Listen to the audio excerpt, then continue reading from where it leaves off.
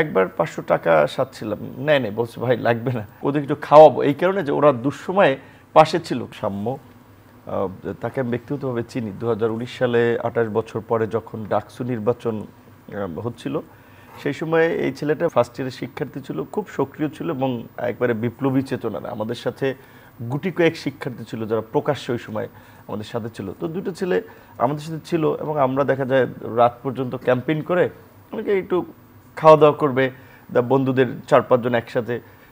একবার 500 টাকা সাচ্ছিলাম, নেয় নেই, বলছে ভাই লাগবে না। সেদিক থেকে ছেলেটাকে চিনি, কিন্তু খুবই এটা আমাদেরকে মর্মাহত করেছে যখন ওর ঘটনাটা দেখলাম। উঁচু লম্বা, দেখতে শুনতে সুন্দর একটা ছেলে, কিন্তু এবং ওর যদি খুবই ভদ্র নম্র ছেলে ছিল।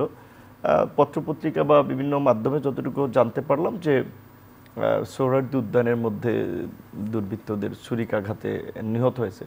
এবং সবচেয়ে আমি যেটা মানে হচ্ছে আসলে ওই ঢাকা বিশ্ববিদ্যালয়ে আমরা যখন ভর্তি হই তখন প্রউপাচার্য ছিলেন শহীদ, সম্ভবত আখতার হোসেন নাম ভদ্রলোকের।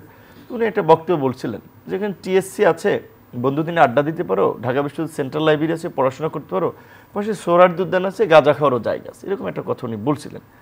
তো আমি অবাক হচ্ছি যে ঢাকা বিশ্ববিদ্যালয়, এদিকে বুয়েট, এদিকে ঢাকা মেডিকেল, দেশের সেরা 3টা প্রতিষ্ঠান, তার পাশে সোহরাওয়ার্দী উদ্যান আমাদের ঐতিহাসিক একটা ময়দান বলা যায়, জায়গা, পাশে একটা থানা, কিন্তু নির্বিঘ্নে আমরা তো ছাত্র জীবন থেকে দেখেছি, এখনো আছে।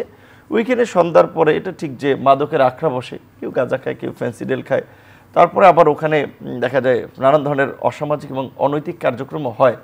পুলিশের আপনার নাকের ডগায়, এইদিকে ঢাকা বিশ্ববিদ্যালয়ের মতো বিশ্ববিদ্যালয় প্রশাসন, তো ওই জায়গাটা ঢাকা বিশ্ববিদ্যালয়ের এখতিয়ারভুক্ত না, সোহরাওয়ার্দী উদ্যান, ওটা গণপূর্তের একটা জায়গা। সো দীর্ঘদিন ধরে ঢাকা বিশ্ববিদ্যালয়ের পাশে শাহবাগ থানার সামনে এই অপকর্মগুলো বা চলে আসছে, এই ধরনের একটা পরিবেশ, এইটাই আমাদের কোনোভাবেই কাম্য না।